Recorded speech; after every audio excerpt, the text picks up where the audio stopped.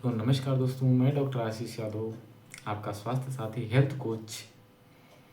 अगर आप बार बार दस्त, पेट दर्द, कब्ज इन सारी परेशानियों से परेशान हैं और आप जांच कराने पर आप सोनोग्राफी करवाते हैं, तमाम प्रकार की ब्लड रिपोर्टिंग करवाते हैं, उसमें कुछ भी नहीं आता है, कोई बीमारी नहीं निकलती है, तो हो सकता है आप आईबीएस से परेशान हैं।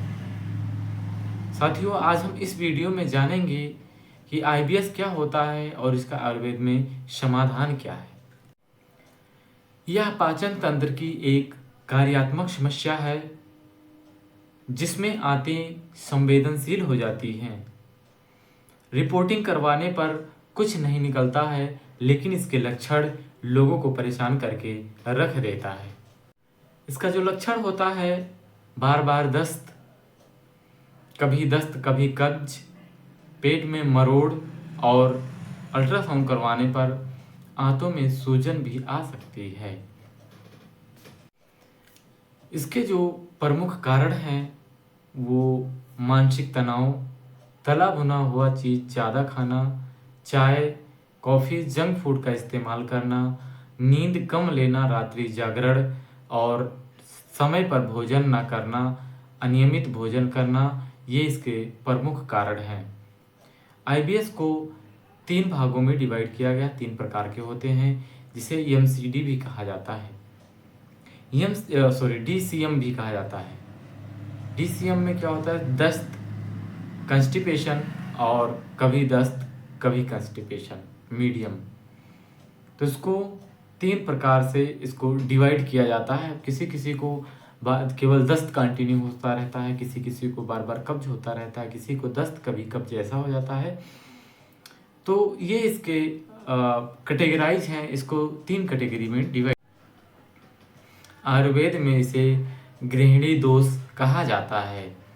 जब हमारी पाचन अग्नि कमज़ोर हो जाती है तो आईबीएस की समस्या यानी भोजन पचने में अपच होने लगता है या भोजन पचने में कठिनाई होने लगती है।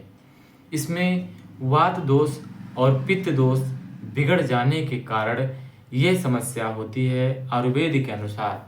और आयुर्वेद के अनुसार जो ट्रीटमेंट है वो बिल्व भी आता है और बिल्लासो करके एक सिरप भी आता है, क्वाथ भी आता है।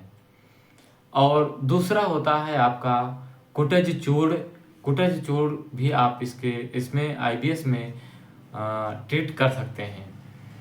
इसबगोल की भूसी भी आप इसमें इस्तेमाल कर सकते हैं। देखिए, ये जो है ये आपने अभी बताया कि इसको 3 कैटेगरी में बांटा गया है।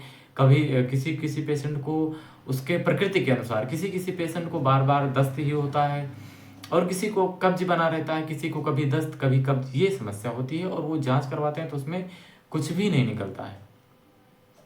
इसका मतलब कि उसके प्रकृति के अनुसार हम उस व्यक्ति का या उस मरीज का हम ट्रीटमेंट करते हैं, उसके लाक्षणिक चिकित्सा करके हम उसको आयुर्वेद में और उसको नियमित करके, उसके खान पीन को सही करके, योगा प्राणायाम करवा के उसको सही किया जा सकता है। लेकिन इसकी प्रक्रिया कम से कम 3 से 4 महीने चलेगी और भोजन आपको संतुलित ही लेना है, जो जल्दी से पच जाए, पानी अधिक पीना है, नींद बराबर लेना है, ये सारे इसके सावधानियां होती हैं।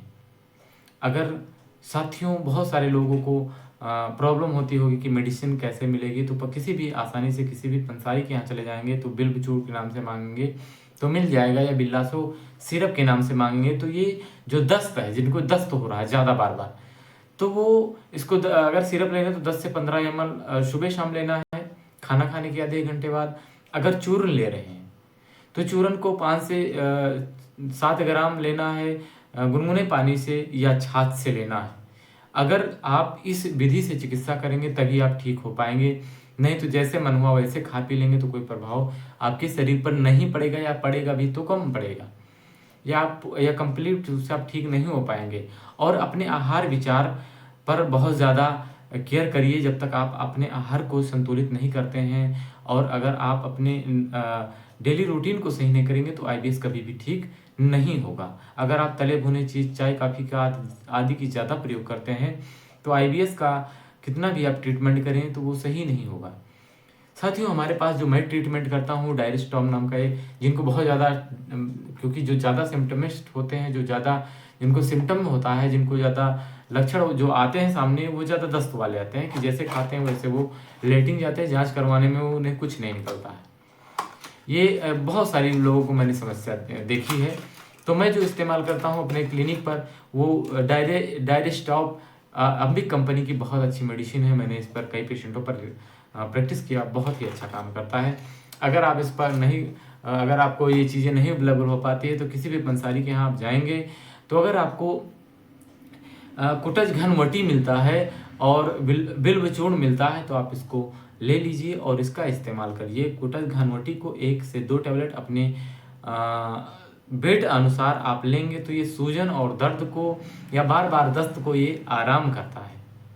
तो साथियों अगर आपको हमारा वीडियो पसंद आया तो हमें लाइक शेयर कमेंट करना ना भूलें। अगर आपको कोई समस्या है तो हमारे कमेंट बॉक्स में जाकर कमेंट करेंगे, मैं देखूंगा उस पर वीडियो या रिप्लाई ज़रूर करूंगा। तो हमें शेयर करना ना भूलें और कमेंट करना, लाइक फॉलो करना ना भूलें।